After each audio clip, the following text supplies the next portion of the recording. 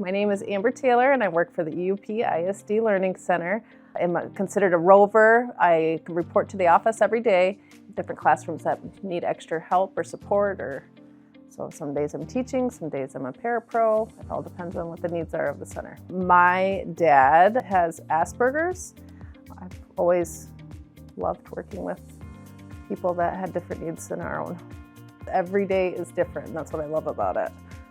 I could be teaching that day, I could be on the ground playing with little kids, working on communication skills, so it all depends. Because I know everyone has a voice, it's just finding out how to get that voice from them and how to connect.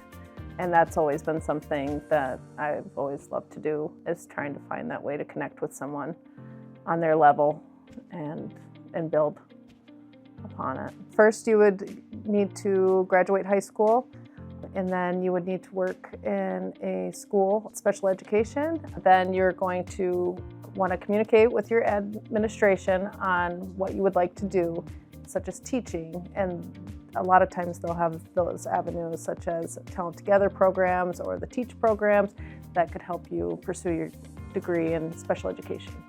There's a lot of people that need special people that are willing to work with all different kinds of people and need the patience and the love and the compassion that special people have. Not everyone can do it, but if you think you can do it, do it.